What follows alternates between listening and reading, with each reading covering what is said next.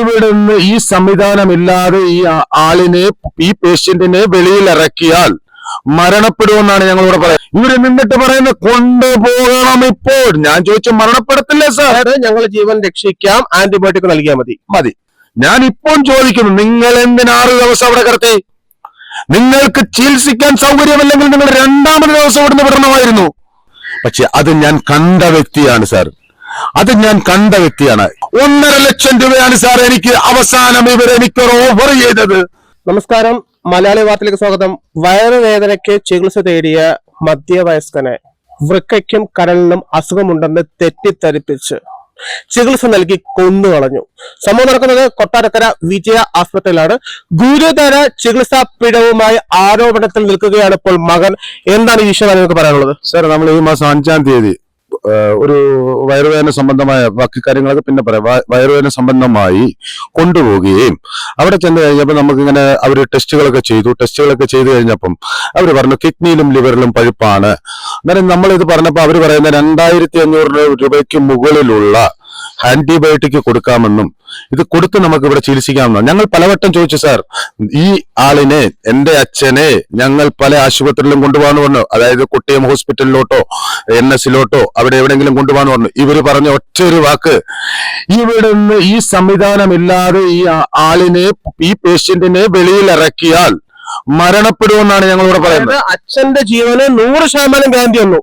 ആര് തന്നു? അവര് പറയുന്ന ജീവൻ പ്രശ്നമാവുമെന്നാണ് പറയുന്നത്. ഗ്യാരണ്ടി അല്ല അവര് പറയുന്നത്, അവരുടെ ഗ്യാരണ്ടിയാ തരുന്നത്. ഇവിടെ നമുക്ക് ചികിത്സിച്ചാൽ മാറും. അതായത് ഈ ആന്റിബയോട്ടിക് കൊടുത്ത് നമുക്ക് ഇവിടെ മാറ്റാം. പക്ഷെ പുള്ളിയെ ഇവിടുന്ന് വെളിയിലിറക്കിയാൽ എന്ത് സംഭവിക്കും? മരണം സംഭവിക്കും.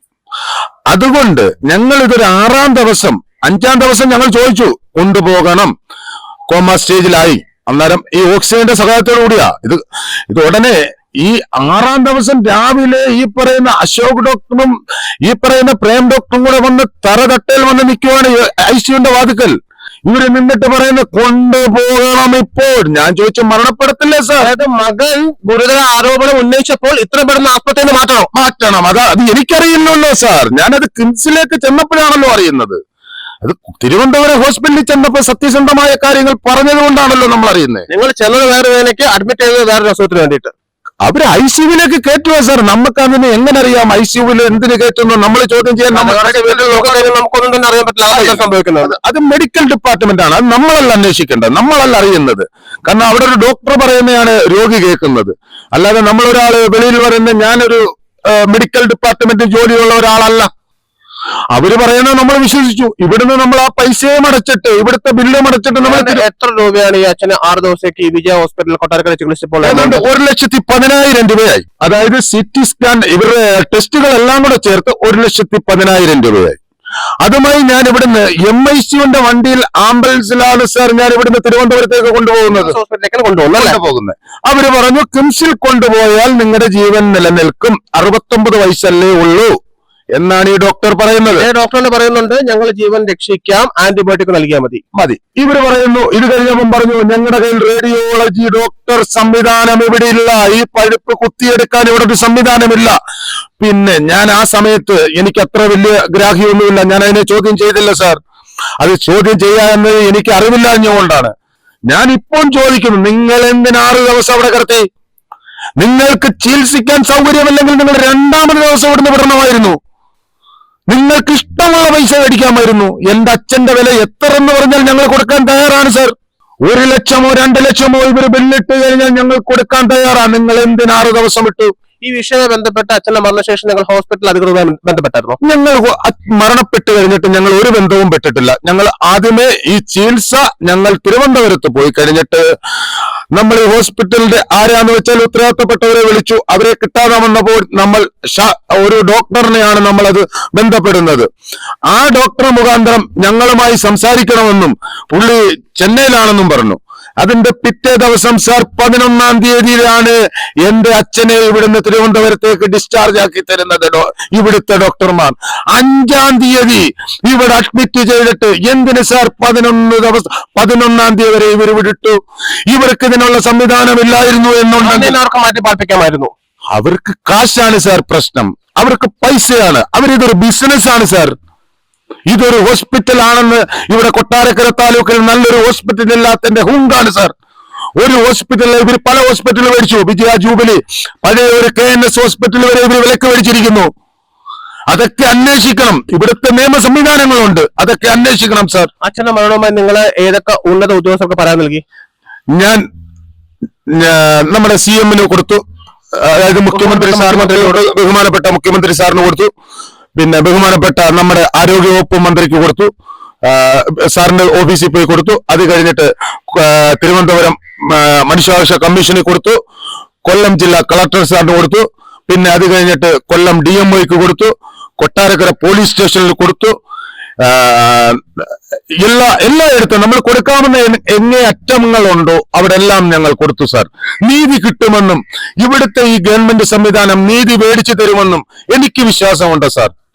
എനിക്ക് ഇവര് 1 ലക്ഷത്തി, ഈ ഡോക്ടർ എന്നോട് പറഞ്ഞ് ഈ ചെലവായ പൈസ സുനിലിന് ഇവിടെ ഹോസ്പിറ്റലിൽ എത്ര രൂപ ചെലവായി സാർ? എന്നാലും ഞാൻ പറഞ്ഞു സാർ എനിക്ക് 1,10,000 രൂപ ചെലവായി. അവര് പറഞ്ഞു ഇവിടുത്തെ ചെലവ് ഞങ്ങൾ സെറ്റിൽമെന്റ് ചെയ്യും. ബഹുമാനപ്പെട്ട ആരോഗ്യ വകുപ്പ് മന്ത്രി വീണ ജോർജ് മനസ്സിലാക്കേണ്ടത്, ഒരു പ്രൈവറ്റ് ആസ്പത്രിയിൽ ചികിത്സയ്ക്ക് ഇരുന്ന ഒരു വ്യക്തി മരിച്ചു കഴിഞ്ഞാൽ ആ ആസ്പത്രി പറയുന്നത് ചികിത്സയ്ക്ക് എത്ര രൂപ മുടക്കിയോ 1 രൂപയാണെങ്കിലും തിരികെ തരാം. ഒരു മനുഷ്യന്റെ വില ആ ചികിത്സയുടെ എമൗണ്ട് ആണോ എന്ന് തീർച്ചയായും വീണ ജോർജ് പറയേണ്ടിയിരിക്കുന്നു. എന്നിട്ട് ഞാനിവിടെ എല്ലാ ഗവൺമെന്റും എനിക്ക് നല്ല സപ്പോർട്ടാണ്. ഈ കേരളത്തിലുള്ള ഗവൺമെന്റ് സംവിധാനങ്ങളെല്ലാം എവിടെ ചെന്നപ്പോഴും എനിക്ക് നല്ല രീതിയിൽ കഥവ് തുറന്നു തരികയും, ഈ മുഖ്യമന്ത്രി സാറിനെ ഞാൻ കാണാൻ വേണ്ടി അവിടെ ചെന്നപ്പോൾ അവിടുത്തെ ഓഫീസിലുള്ള സ്റ്റാഫുകളെല്ലാം അറിഞ്ഞതുകൊണ്ട് അച്ഛനെ നീതി മേടിച്ച് തരണമെന്നാണ് അവർ പറയുന്നത്. അവിടെ ഒരു എല്ലാ സംവിധാനങ്ങളും, ഇതിനനുബന്ധമായിട്ടുള്ള മറ്റെന്തെങ്കിലും സംഭവങ്ങൾ ഇനി ആസ്പത്രിയിൽ ഉണ്ടായതായി തോന്നുന്നുണ്ടോ? എനിക്ക് നേരത്തെ അറിയില്ല സാർ. ഞാൻ ഇവിടുന്ന് കൊട്ടാരക്കര 24 വാർത്തയ്ക്ക് കൊടുത്ത സമയത്ത് അവരുടെ കമന്റ്സിൽ വരുന്നുണ്ട്, ഒരു 50ഓളം പരാതികൾ വരുന്നുണ്ട്. അവരുടെ മകനെ കൊന്നുകളഞ്ഞെന്നും എന്റെ അനിയത്തി ചേട്ടത്തിയെ കൊന്നുകളഞ്ഞെന്നും അവര് ഇവിടെ ഒരു ഓപ്പറേഷനുമായി ബന്ധപ്പെട്ട് ഗൾഫിൽ നിന്ന് വന്ന ഒരു പെൺകൊച്ചിനെ കൊന്നുകളഞ്ഞെന്നും ഇത് എല്ലാം ഇവർ സെറ്റിൽ ചെയ്തെന്നും, അത് നമുക്ക് അവരൊത്തിരി പരാതികൾ കൊടുത്തെങ്കിലും ഇത്രയും വലിയ പരാതിക്ക് അവര് മുതിർന്നില്ല. ഈ വിഷയവുമായി ബന്ധപ്പെട്ട് മലയാളി വാർത്ത ഈ വിജയ ആസ്പത്രി, കൊട്ടാരക്കരയുള്ള വിജയ ആസ്പത്രിയെ നമ്മൾ ബന്ധപ്പെട്ടപ്പോൾ ഒരു കാരണവശാലും അവർ നമ്മളുമായിട്ട് പ്രതികരിക്കാൻ തയ്യാറായില്ല. അവിടുത്തെ ഡോക്ടർ, അതായത് അവിടുത്തെ മാനേജിംഗ് ഡയറക്ടർ മിസ്റ്റർ രാജീവും ചെയർപേഴ്സണായിട്ട് നിൽക്കുന്നത് ഒരു മിനി രാജീവുമാണ്. അവർ പറയുന്നത് നിയമമനുസരിക്കുന്ന എന്ത് രീതിയിലും അവർക്കിതിനെ പ്രതിരോധിക്കാൻ പറ്റുമെന്നാണ്.